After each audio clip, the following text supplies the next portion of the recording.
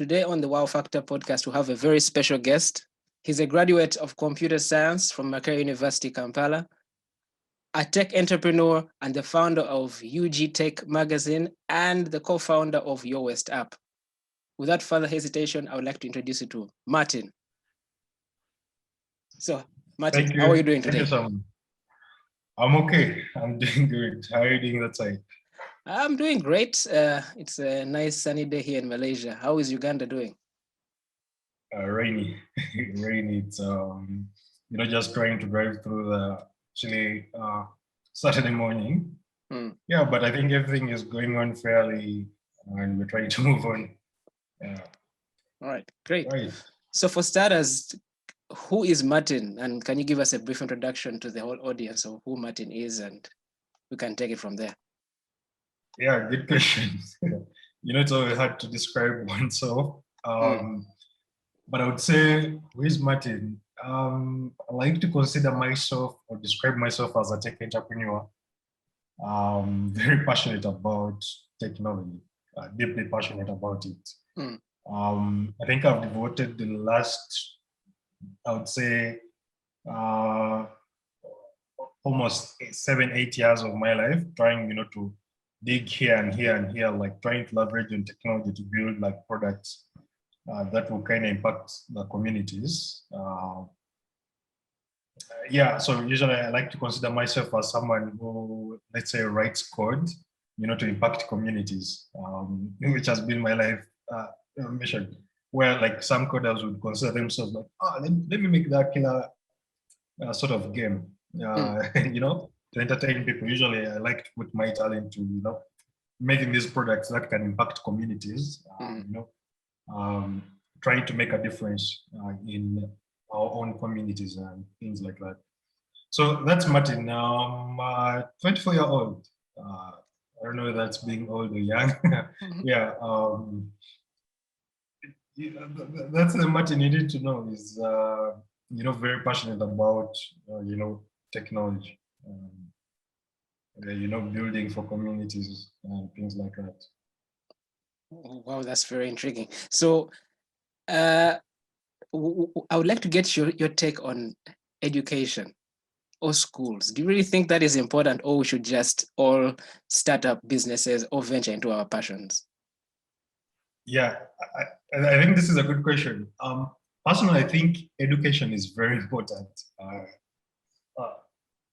I would love to give you a story, but let me just cut to this. Like in most times when you're growing up, and most times when you meet like a lot of youth, you tend to realize that most of them don't know what they actually want to do for their life. I'm certain like the biggest percentage of people you meet, like let's say who are in young high school and things like that, they haven't really discovered themselves. Like they haven't really discovered that one thing they think that they're actually very passionate about to do. If you ask them, you're like, okay, you're done, let's say with high school. What do you really want to do at campus? They're like, I just want to get to campus. I just want to get to that campus. I'm like, okay, maybe do you think there's something you can actually do? Maybe let's take you to, to learn this certain skill and this skill and this skill. You want to start a business. Like they really haven't discovered what they want to really do in life. And the reason I say usually education is important, it gives them now, that time. When you go to school, you meet, a different type of people. Let's say you meet someone from this background, you meet someone from their background, you meet someone from their background, so you begin, connecting with them. So this is like the beauty on the side of education. So you're connecting with these people. You're like, oh, wow. So this person likes computers. Oh, wow. I think I also love computers. Like now it's taking you through that process of self-discovery. Like, okay, I love computers. Now you begin digging deep into computers, as you dig deep in computers, like, yeah, maybe I'm very passionate about graphics. Maybe I'm passionate about, development, you're like, okay, I think this is something I need to take, So usually I think that's where education is kind of very important. It takes you through a system where you meet these people, you meet mentors, you meet like, you know, different people from different backgrounds who will help you kind of shape your journey to, you know, self-discovery. And, you know, like, yeah, I think this is what I really like. So I think for me, that's what education opened up for me. Trust me, if you had told me from the background I came from that, hey, Martin, I think you'd be someone good with computers, someone good with software and things like that. I mean, I wouldn't think I would have ever thought of that. Maybe I would have been an agriculturalist without passion, Okay. you know, but because of education, you know, like going through all these systems, I began to meet people, you know, like trying to shape and improve my self-discovery. So yeah, I think, I don't think everyone can straight away start by starting up a business, you know. Uh, Education usually helps them with that self-discovery, and it's a big task, you know. If you have ever encountered this situation where someone actually really asks you, what do you think I can do? You know, it's a very tricky question. Yes. Like, oh my God, Mm. how can I actually help you discover that, you know? Mm. So usually I think that's where education is. And usually I recommend people who are like, I think I don't have to go to university. I have to do this. I have to chill out and, you know, start a business. I'm like, it's okay. It's also another learning curve, but Mhm. do you really know what you want to do? If you really know you've discovered yourself, then it's okay. Go start out a business. But if you're still there, you don't know, you're like, I think I should start a bakery business. I think I should start this. I think I should start this. You haven't discovered yourself. It's better if first go through, you know, let's say university education. You don't meet and, you know, during that time you begin improving your self-discovery, being able to find yourself, which is a very big important reason. I believe education is very important. Yeah, I stand to agree with you on that.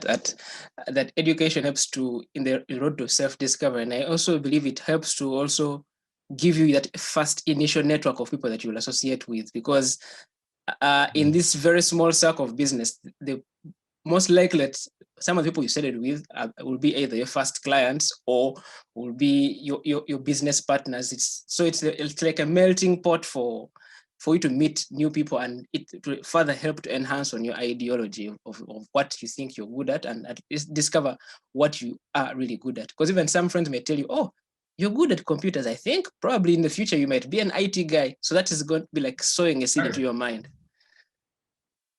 So yeah, that's true. Very true. I mean, yeah, I think the reason actually I came towards that conclusion was like when I had my young sister. You know, like the parents were busy like trying to figure out what should we do. I think, should we help us start a business? They still doesn't know what actually to do.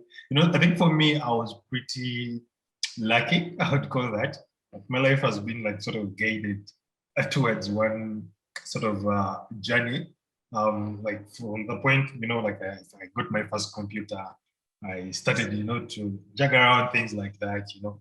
The results I got, of course, wouldn't allow me to go into a fancy course. So it would take me to a computer science, which was pretty cool. That's a point where someone, you know, they're trying to make decision like, I think you should go and do medicine. You should go and do this. You know, but now your results are guiding you and telling you no. you can handle. I think you can do computer science. You know, it helps you guide you through something like that. So, but you realize that most of the people, they don't have actually that guidance and things like that. They just their parents are trying to push them here, do this, do this, do this. But a kid maybe is not passionate about that. And you know, sometimes it's passion that really, you know, drives. And is that saying that sometimes employees they will pay you or they'll hire you depending on what you do, maybe not necessarily what you studied.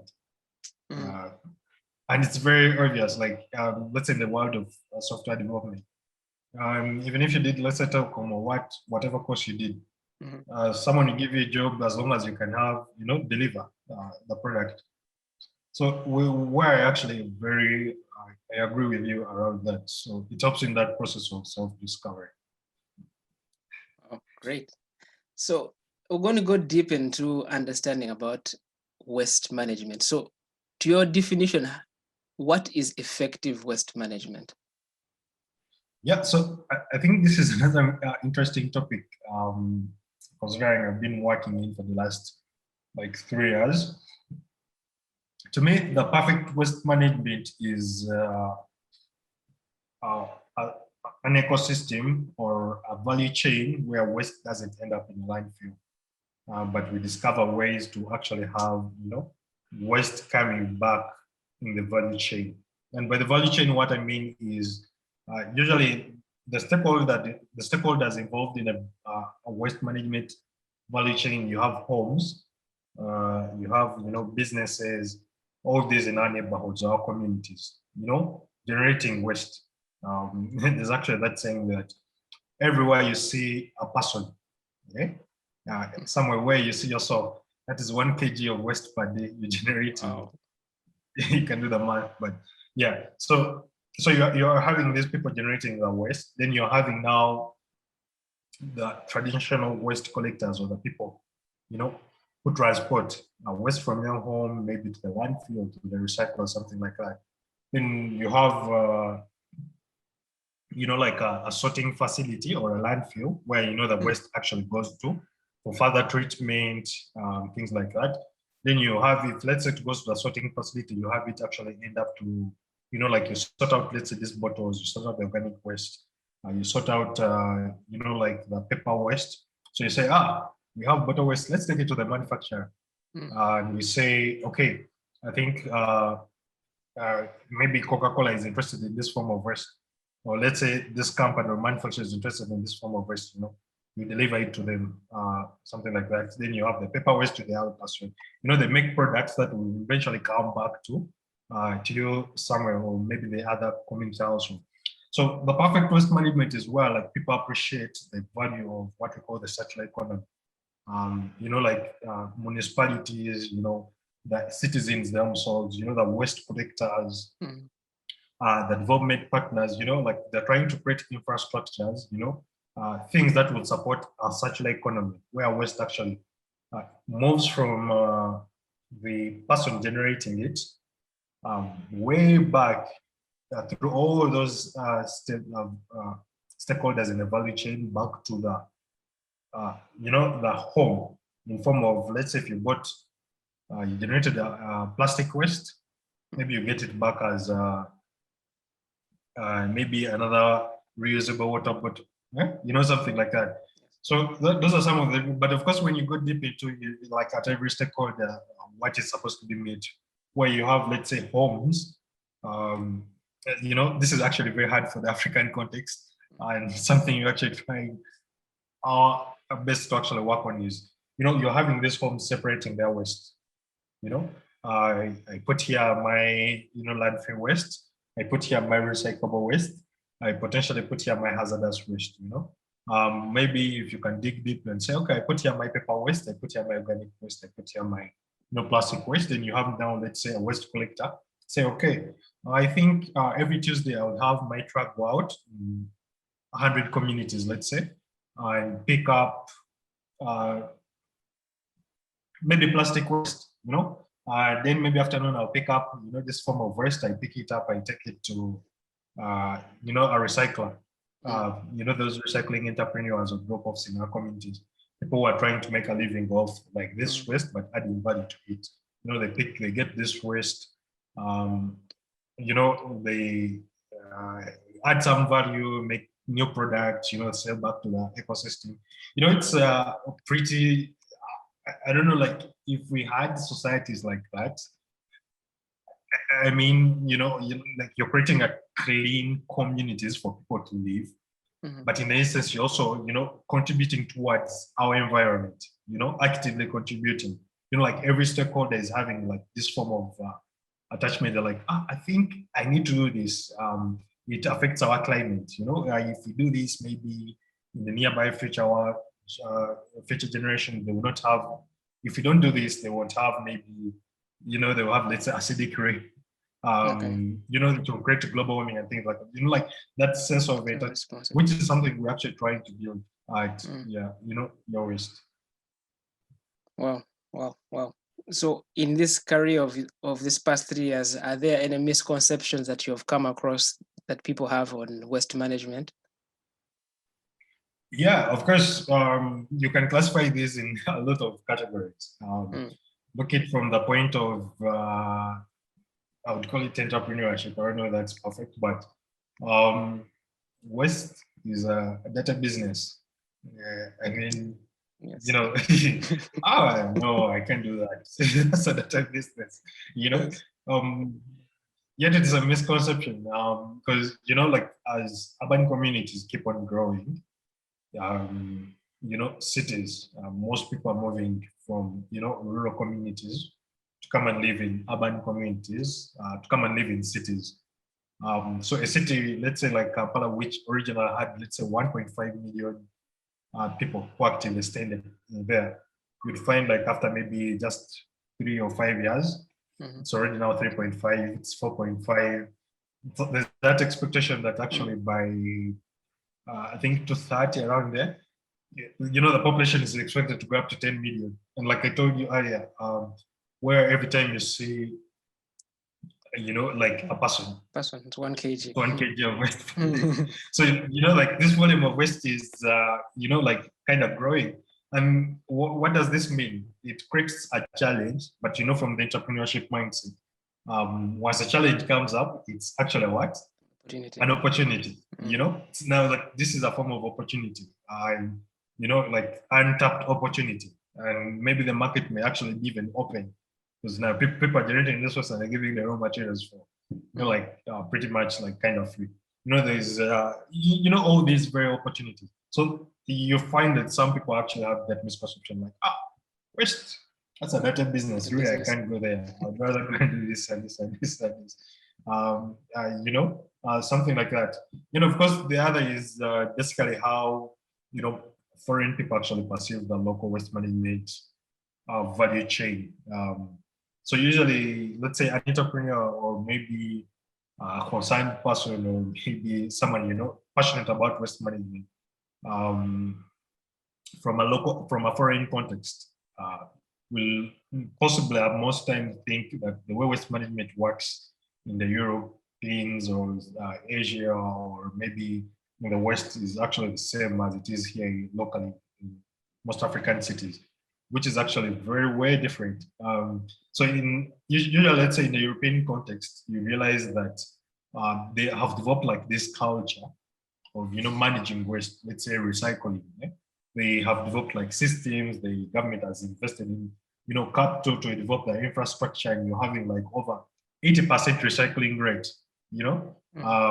Then come back down here in our context here. The government is saying, "Oh, we don't have money. We're going to privatize the entire waste management chain. It's not a top priority." Like now the recycling rate is actually according to African Union, they say we are recycling in Africa only 4%. Wow, that's low. Yeah, of waste which is generated. And of course, the consequences if you don't recycle or reuse or actually eliminate the waste at all. The consequences are very imminent. All those consequences that come around that. So 4%, this is like kind of a misconception. Like foreign people, they'll think that maybe people here recycle. There's a lot of work that has actually to be done, and things like to shift the mindset of the industry to something which is sustainable waste management. And I think the last misconception basically would be around the citizens maybe. Some people usually they don't really care where their waste ends. They don't really care. They don't want to pay for the service. The government is not paying for the service, and like people think the magic I think is going to work around in the middle there. I'll generate my waste. I will give it. I'll use the word. I will give it down about this form of waste. But like magic will happen in the middle there. There are people who will be able there to take care of what actually happens to my waste. And the sad truth is, you'll be surprised. The government is saying they don't have the money.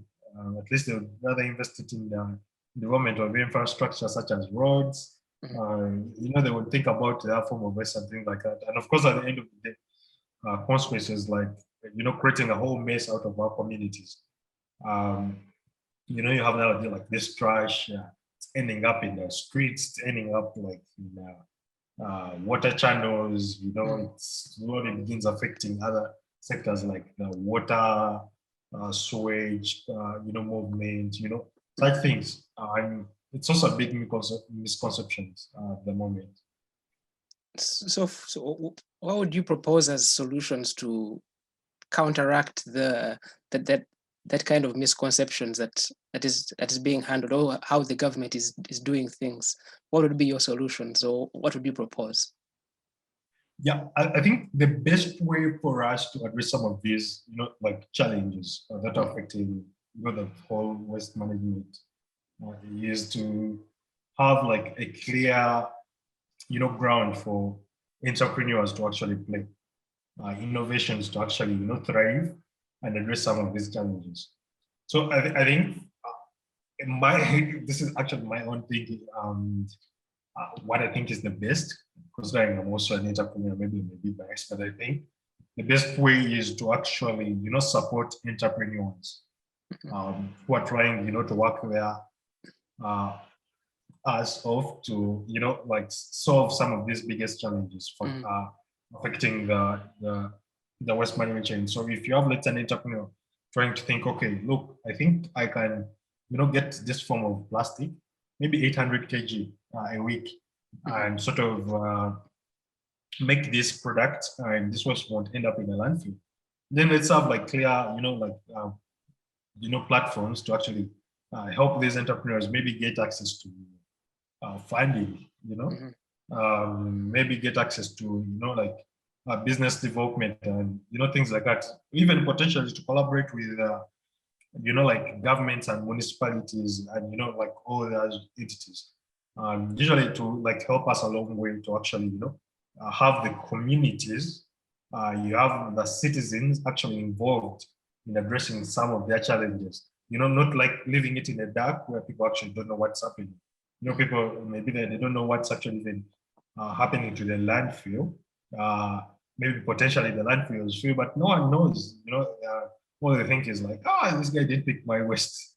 Like there's not that transparency to actually, have like this information to the community. With the people now, we give them the platform to actually come up with, creative solutions. You have a way of finding these solutions, and like these small works for entrepreneurs. And when you collectively combine them, they make a big impact. And before you know it, you're like making a whole mindset shift. You're creating a whole, like a force of people who are actually trying now to address some of these challenges, changing mindsets, changing misconceptions, even entrepreneurs who would actually, spread the narrative, someone who can just say, we just make a podcast around just waste management, like kind of, like change the misconception of people, what they use for structure, the truth. I think entrepreneurship and facilitating the innovations and creating a platform for all this is, I think, one of the best ways we are going to be able to address, the misconceptions in our waste management value chain. Oh, that's nice. That's a good way of addressing it. So for the Muntu Wawansi, everyday person, what would be your everyday steps that they can do in their homes or offices and to do effective waste management? Yeah, so for everyday person, of course, you have to, nowadays in our communities, if you're living in a community, there are things that we call essential, that if someone doesn't have them, maybe potentially they won't live their fullest, or maybe, live to the best way of living. And sometimes you realize that things like food, if someone doesn't have food, oh my God. They feel like they have to work to get that food, if they don't have water, let's say clean water, they would have to look for it. Maybe nowadays even electricity or source of light. If they don't have that, they would like have to work their way to kind of get that. And I think that has to be kind of the same for the waste management. like if we have like people now appreciating that, oh, really, I think waste management is a very important, part of our communities, you know the consequences if we don't all of us come together and do proper waste management. And we know that it's our mandate, as citizens, as waste collectors, as municipalities, and all stakeholders involved in, waste management to ensure that we, practice better waste management. So you have to take like those steps to say, okay, I think where do I actually put my waste? As Omuntu Awasi, the everyday person. Who actually picks up this waste? You kind of follow up where they take it. I'll give you an example. Like traditionally, I think where your waste was born, but like we have like someone who, let's say, who lives in this community. So when people get a problem of waste, their waste not being collected, because most people in urban communities would rely on, waste collectors to actually have a way of safely disposing of their garbage. Like the kind of settlements, the way they're designed and planned is, they have to rely on these services more and more. So they resort on means of, like these people work in the community, like the Jawakalis, who comes and like, hey, I pick your waste, I'll take it for you, then you take it like in the water channel and things like that. So I think an everyday person, they have to be like very vigilant, like who picks up my waste and where does it actually end, how do I actually keep my waste to avoid that if rain, let's say, drizzles will come through, I'll have the way I packet my waste. I have a place where I safely put it. And maybe when I know it's always Tuesdays when my waste collector comes and picks up this waste, I'll pick it from here, I'll put it out to the gate that day. I'll ensure to follow up whether my waste was collected. Like those small works, usually, if like everyone could be able to do some of those things, would create like a whole, force of communities of people who are actually very passionate, about this sort of dirty business, people are very passionate about who actually picks my waste, those small things. You have now the waste collector coming and picking up. At the end of the day, we are now kind of practicing some kind of, sustainable or maybe better waste management than before. I like the fact that you've highlighted out that you have to follow up where does my waste actually go, rather than just giving it to me like, oh, fine, you'll figure it out. Probably take it to Chitezi. I don't know. I don't really care. So it's good to follow up the process of where is it actually going, so that at least if if the waste collector is not disposing it in an effective way or into an effective place, then you can find better ways of how to mitigate that. Or either teaming up with the rest of the community and say, okay, fine, we're going to deal with this waste collector because we know that he or she does dispose of the waste in the correct way or in the correct place. So I like that pick out from your descriptions. That's true. So you run you co-founded a company called Your Waste. Can you tell us more about it and what drove you to found it? Yeah, so Your Waste was an idea that potentially we could help communities, like I've been telling you, that we could help communities actually, safely dispose of their waste and potentially link the whole value chain maybe back to the circular economy, So when we founded Your Waste, of course, from my prior experience where I witnessed my aunt, like I told you, the waste people in urban communities rely on waste collectors coming and picking up their trash and taking it off to dispose it off. But what happens is if these people never show up in 2 weeks, 3 weeks, a month or two, people are usually devastated by this piling waste. They're like, oh my God, what do I have to do with this waste? So it's at that point Your Waste was created as an alternative, to help people to safely dispose of. Like traditionally you have now this waste piled up for like a week, you're the type of person, let's say you leave your place at 6 a.m., you go, you work, you come back maybe at 7 p.m.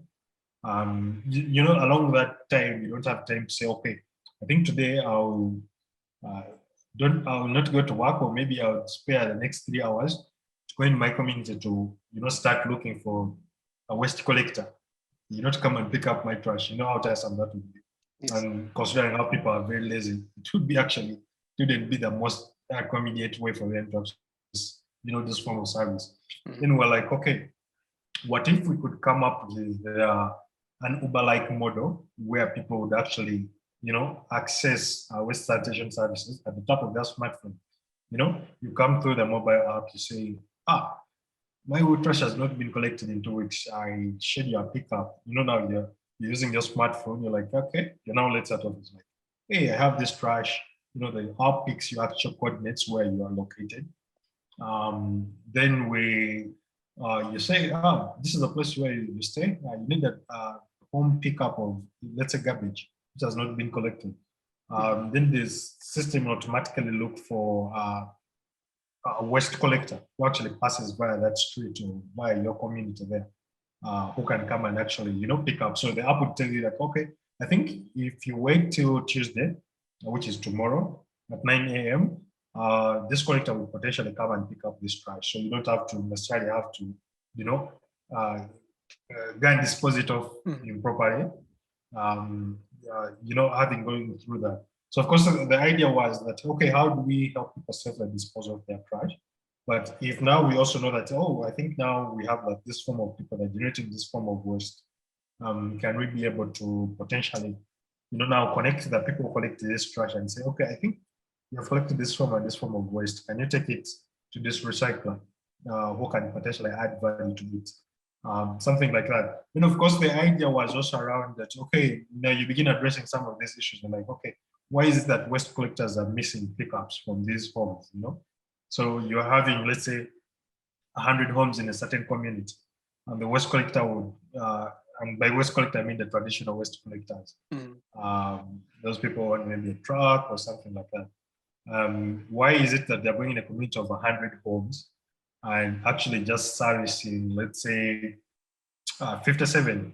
Yeah, like leaving all the other people to dispose of their waste improperly in their communities. So you begin finding ways. You're like, okay, let's make it a location-based mobile app so that we know that if we can, combine and say, on a Tuesday, people in this community, let's have 20 people assigned to a specific day and a route. Then we send a request to the collector. So the collector will be like, I think this is economically viable for me to actually work on. I have 20 homes that need trash pickups. I'm going to make a living off this and be able potentially to service these homes. It's like now you're creating this transparency when it comes to communication. The waste collector is assured that actually people need this service in that community. That's like 20 of them. Then the person himself, like a home, they are assured that they've got a request and confirmation that actually the waste collector will come and pick my trash on this day. You're trying to, finding a better alternative for people where they would have resorted to poor mechanisms of dumping off that waste. So basically, that was the idea in the beginning. So of course, we started this with my co-founders, and we were still at university as computer scientists. And of course, we're like, I think the good thing we can write the code. So we dig deep into the code. Our first initial MVP was more of like a flyer. So we give it to homes. You're like, okay, if you have this problem, just call this number. We can hide all these homes. We take this shit, we give it to the collectors. You're like, these people actually need your service. You guys don't know that. Yeah, they have this problem. Like we slowly began developing your waste into like an Uber for waste management in that sense, that we're connecting. It's like we're a virtual waste management company, and we are trying to leverage on people already had the waste collectors already had the trucks.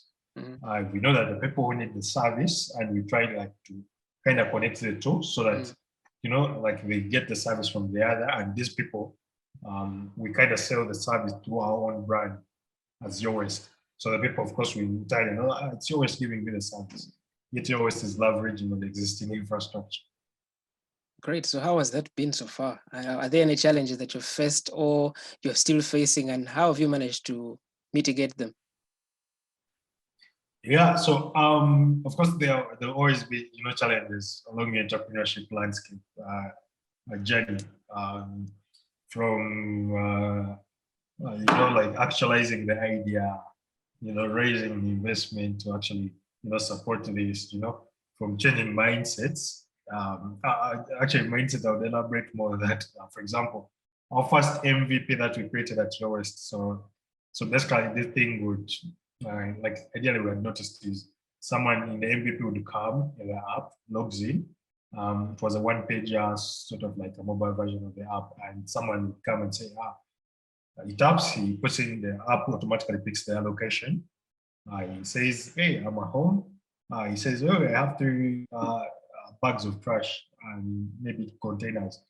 I need my pickup to be picked on maybe a Tuesday. And they say, I'll pay cash, or I'll pay cashless through the app, and they submit through a request. So for us on that side, we receive the request and we're like, okay, this person needs the service and this person needs the size. So I remember there's a time when we went and we were like, okay, we had in a community where we're actually like, we didn't have like collector, like, okay, let's get a collector there. We're like, oh, collector X, I think it's your business, you guys do this more. We have this person wants his trash to be picked on Tuesday, this one on Friday, this one on Thursday, this one on... The guy was like, guys, that's not sustainable for me. Right? And he was like, I think you guys, I can't send a truck and I put in, this amount of fuel to just go and work on one customer or a location in this neighborhood, and he's only one, and besides, we have a route plan. You don't just, navigate like that. We have a time we're in this area, we have a time we're in this area, and things like that. And it's like, actually, even to make it easier for you, I would want to know this request a week before I actually give the service. Right? Then you're like, what? Just wait a minute. This is how actually the whatever the ecosystem kind of works in, And then of course we began also like kind of course developing around that, but also on the side of the collectors, they're like, like you introduced certain things, they're like, but will this work, this, but of course as they begin seeing like people actually now adopting to it, like, I think this will actually work. We have all along been hearing that technology is there to improve various industries, but we hadn't yet actually felt it in our own industry. Like we're always open, maybe minded that, hey, technology will change, but we know like, maybe this is like 10 years, 30 years from now. Maybe it's the future generation. Like around such issues. And of course, there are, regulations, like you have to innovate around them. If you're thinking to say, you have maybe, like in certain markets is what they call the franchise, what do you call them franchise, but zoning. I think it's also being adopted in New York, where waste collectors are supposed to, work within a specific confinement, so you don't have a waste collector crossing from another zone to come and service someone in a different zone. So it's kind of a regulation thing. So we had to find ways like of innovating around that. And primarily it was also a challenge because now you had all this mind. I just set out, you're like, okay, I think we shall have like people who need, this trash to be taken out. You go, you sign up people with trucks potentially. You sign them on the app. You're like, yeah, guys, every time you wake up, just go and check your app. You make a living off this. So you see like maybe 10 homes and you can make, let's say, like 7,000 Ugandan shillings. Yeah. You go and service all those people. You take the waste where it has to be taken. Now, regulation is actually now saying, okay, look, that's not possible. What we do is someone who is collecting waste must first be licensed. He must be mandated by the city council. He must have this form of a truck or vehicle. It all, like these are all challenges. Now you start finding ways of saying, okay, let's find ways of innovating around that. Because at the end of the day, you are sure that actually the problem is there. But of course, as an entrepreneur, you now have to deal with some of those challenges, regulation, you don't have enough finances. You have to deal with potentially, you're trying to create a whole value chain and try to prove to people that, actually, this model actually works.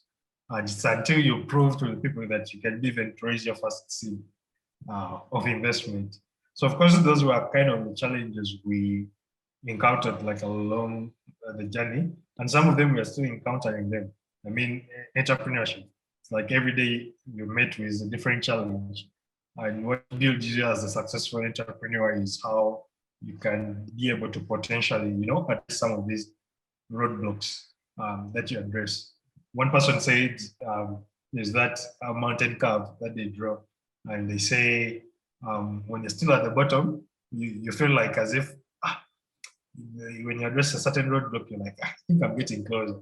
Then you go to the next one, another roadblock presents itself. You go to the next one, another roadblock presents itself. And when you look at it from the bigger picture, from someone seeing from this, I'll be like, oh my God, there's a whole mountain actually waiting for you. Just at the beginning. You just haven't got there yet. Yeah, true. Wow. Why was he talking about challenges?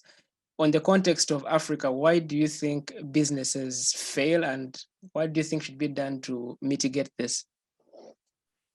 Yeah, I think for the time I've run a business, I think some of the things that I think businesses would potentially fail is, one is maybe some entrepreneurs maybe are not patient. They think they will just do it today and money comes in next 1 or 2 months, and if things don't work out, the entrepreneur is like, oh, I think I should try out something else. Then they chill, like they move on to something else. So I think that's more from the entrepreneur's mindset. They don't have that form of consistency. Usually, like when you get like, let me call it like a life calling or some problem you're actually very, very passionate about, usually you have to adopt like some form of consistency. Whether things go sour or things do this, and this. Like you have to be consistent. You have to wake up every day. Try to figure out how you work. Then I think besides some entrepreneurs not being patient, there's the perspective of what maybe finance. And sometimes maybe the entrepreneurs don't have the right. There's that saying. I think I did it from the MIT Global Startup Labs, where they say entrepreneurship is a learned skill. It's not that someone is born with, how to be an entrepreneur, things like that. So usually people don't, they don't know like how do I actually fundraise, how do I look money to support my business, because an entrepreneur, that's the only thing you have to understand is, look, I'm running a business, I need capital, to start. I may not make profits maybe in the next 6 months, I'll need money to run me maybe till 6 months, or even you have to, add in allowance, maybe of like 8 months. So usually, some entrepreneurs don't have they haven't learned like the right knowledge when it comes to running a business. How do you fundraise, for example? Like this AB sense. For you to fundraise, what do you need? Can you read a balance sheet? Can you read cash flow? Can you read P&L? All those, nitty-gritties for you to be able to, like fundraise. But also, if you have the money, and this is actually so big, do you have the financial discipline? Yeah, right. Do you have the art of budgeting for your money? If let's say, okay, all of a sudden you've been saying, oh, I'm an entrepreneur, I'm running this business, I need capital like for let's say $10K, trying my business for the next 12 months. It's okay. Now you get the $10K. Now the question of financial discipline comes in. Are you actually going to spend this money on the business? Because usually money yeah, yes, yeah. So usually money like tries to bring out the picture of someone, like maybe someone didn't believe in the idea, initially. He gets the money, is like, I think I can make more money from selling cement. Yet she was running down. You get so, like they never believed in the idea initially. I get someone believed in them and gave them the money. Then they're trying to find ways of actually, running out from the core business. Financial discipline, or maybe you budgeted for, let's say, this and this and this and this. Now you're trying to spend on, like going out, like personal games and things like that. Financial discipline. And the good thing is, all those are some of the things which are actually learned. That's what I'm saying. Like entrepreneurship is actually learned. You can actually know when you're running a business. The ABC is, you have an idea, you turn it into a concept, you raise for some funding, you fundraise, you start a business, you come up with a business model, all these nitty-gritties until maybe you hit product market fit. When you hit product market fit, maybe there, now the business is sustainable. Maybe an entrepreneur, you can, all the things. And it's something which, like, that most entrepreneurs don't really know that. And maybe the other thing is, some entrepreneurs have not delved into the community of entrepreneurs, and also actually seeking for knowledge. Now, I think, like, when we're having like this conversation on the podcast, like, I share some of my challenges. It's not that I'm the only entrepreneur actually facing this. Actually, that's why I said when I went to your podcast, I was like, wow, this is a gold mine, like, these are all experiences I have just tap into. I don't have to necessarily, like, go through them to actually potentially know that, first go through them and lose money, then realize, oh, I think I would have done this different, like this. Yeah. So I think, when you isolate yourself from the community of entrepreneurs, you begin riding this journey alone. And it's very possible that at a certain point, X challenge or a huge roadblock will just unveil itself.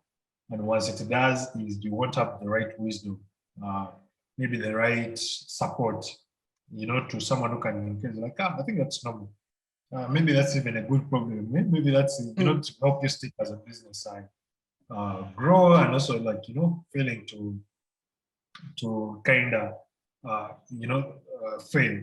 And of course, there are a lot of very many issues, but I think some of these have actually stood out for me, why businesses fail. And I think if we did better, and change some of the things, creating a whole framework around support entrepreneurs, know some of these things, we could potentially be able to create, kind of more businesses that are thriving, than businesses that actually fail. Wow. That's a gold mine of wisdom you've got there. So from all experiences you have now, what would be the best advice you'd give to your 19-year-old self? Yeah, I think one of them would have been just get started. Martin, just start, like, you can never be 100% prepared. Have you had, like, an entrepreneur who says, and sometimes people usually dive into the whole thing of, like, fully developing the idea, in paper, in theory. Like, instead of getting started and, start testing the waters and get burnt, someone is potentially maybe there, like, writing the idea, doing this, is working his full-time job this side, he's not, like, all in to actually execute and get started.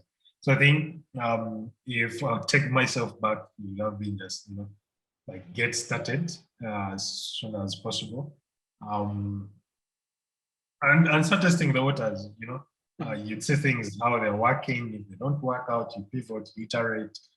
You close, exit businesses. Things are not going well. Such things.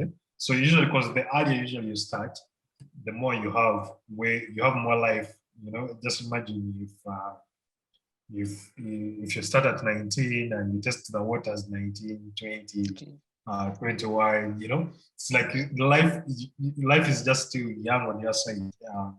You still have, like, all this time when you, like, you can try out, you can fail. It's not like you have a family that if you risk this big right now, people will, kind of you kind of live like your life will be messed up, like you have all this on you, like just get started, try pulling off this. And things always find ways of, as you work on the direction or the journey you're taking begins to become more clear as compared to first, keep on like, I think I've always wanted to start pharmacy, like, let me wait until I get money, maybe next year. Let me wait until, like you can start with this, like, okay, maybe can I sell this or this, just all about just get started and the journey will become clear. Nice. So as we look to the future, how would you like to be remembered?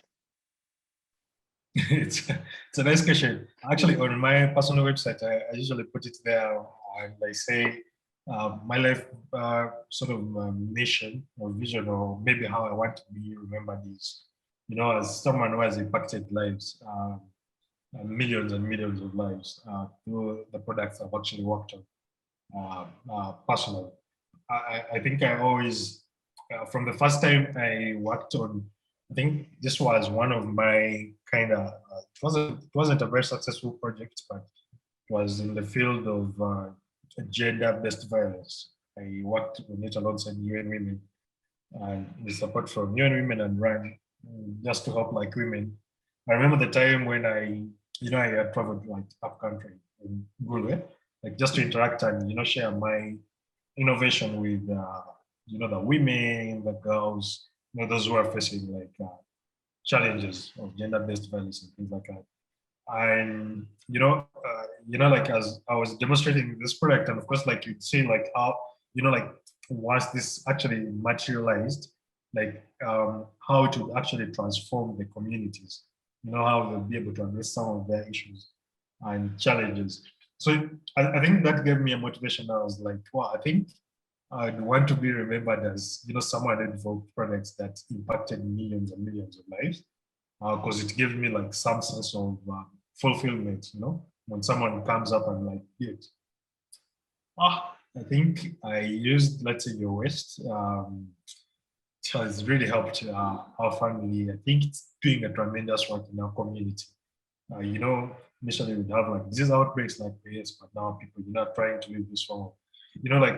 I think those are, that sense of fulfillment from impacting as many communities as possible, as many lives as possible. I think I want to be remembered for that, because that's a legacy that kind of lives on, besides the financial and any other, like when people remember you as someone who actually, at least spearheaded and showed that people this would actually be possible. Something, I'd want to be remembered of actually. Wow, that's very motivational. Building solutions that impact the community in a positive sense. Yeah, that's something really worth living. So as we wind this up, what would be your final remarks and where can people find you? Yeah, my final remarks, of course, are around just get started. One, if you're an entrepreneur, give it a shot. I think you'll be more contented if you tried and failed than if you dreamt and you actually never did anything just to, actualize some of these dreams of what you wanted to work on or something like that. For anyone who wants to find me, basically I'm always active on my LinkedIn, Martin Tumusiime. You can just check co-founder your West. Also very active. Usually I'm more active on LinkedIn and Twitter. Same at Martin Tumusiime. You can just reach out to me. And in any case, if you are interested, let's say, to partner up with your West on, doing big things, still those are the channels. You can always reach out to me. Maybe my email. I don't know whether it will be shared, but yeah, I think those are ways you can always find me somewhere. I think it has been a pleasure having me on this call. It's been an honor having you on board. Being part of the great people on this podcast. Yes, the world changes. Sure. I should be very proud of myself. Yes, thank you so much for coming on board and being a guest. It has really been a very engaging sets of minutes, and I'm really excited that it really pulled through well. And I believe the audience is going to be well inspired with all the information they get, the nuggets of wisdom they've gotten from you. And there's a lot to say, but well, time is always our limit. And as I always give the final shout out that the world is ready, let's go and change it. Thank you so much for. All right, Samuel. Have a good day. Have a good day. All right.